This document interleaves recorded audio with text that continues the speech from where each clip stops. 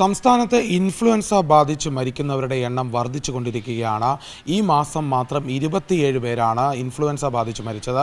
H1N1, H2N3 അടക്കമുള്ള influenza രോഗബാധിത സാഹചര്യങ്ങളാണ് ഇപ്പോൾ നിലവിൽ സംസ്ഥാനത്തുള്ളത്. കഴിഞ്ഞ മാസം തന്നെ 31 പേർ മരണപ്പെട്ടിട്ടുണ്ട്. ഏകദേശ കണക്ക് 94 പേരാണ് ഈ കൊല്ലം മാത്രം ഇൻഫ്ലുവൻസ ബാധിച്ച് മരിച്ചിട്ടുള്ളത്. അതോടൊപ്പം തന്നെ 8033 പേർക്കാണ് ഇതുവരെ രോഗം ബാധിച്ചത്. ഈ മാസം മാത്രം 2088 പേർക്ക് രോഗബാധിതയുണ്ടായിട്ടുണ്ട്. അതോടൊപ്പം തന്നെ മഴക്കാലത്തും അതിനുശേഷമുള്ള മാസങ്ങളിലും അതീവ ഗുരുതരമായി ഇൻഫ്ലുവൻസ വൈറസ് പടർന്നു പിടിക്കാനുള്ള സാധ്യത പറയുന്നുണ്ട്. അതുകൊണ്ട് തന്നെ ആരോഗ്യവകുപ്പ് ജനങ്ങൾക്കിടയിലേക്ക് ജാഗ്രതാ നിർദ്ദേശം നൽകിയിട്ടുണ്ട്.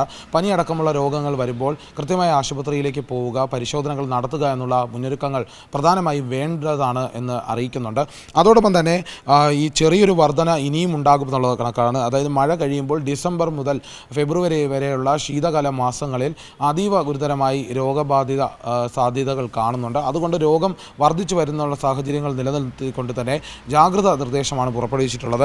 എല്ലാ ആശുപത്രികളിലും ആൻറ്റിവൈറൽ മരുന്നുകൾ മതിയായ അളവിലുണ്ട് എന്നുള്ള വിവരം കൂടി പുറത്തു വരുന്നുണ്ട്. ഓക്സിജൻ, വെന്റിലേറ്റർ എന്നിവ ലഭ്യമാക്കാനുള്ള നിർദ്ദേശം കൂടി നൽകിയിട്ടുണ്ട്.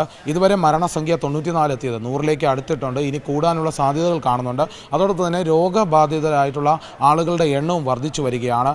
ഇക്കൊല്ലം ഇൻഫ്ലുവൻസ ബാധിച്ച് മരിക്കുന്നവരുടെ എണ്ണം വർദ്ധിച്ചതുകൊണ്ട് തന്നെ വലിയ ജാഗ്രതാ നിർദ്ദേശമാണ് ഇപ്പോൾ മുന്നോട്ട് വച്ചിരിക്കുന്നത്. ഏറ്റവും പുതിയ വാർത്തകളും വിശേഷങ്ങളും വിരൽ തുമ്പിലറിയാൻ സീ മലയാളം ന്യൂസ് എല്ലാ ഡിജിറ്റൽ പ്ലാറ്റ്ഫോമുകളിലും ലഭ്യം.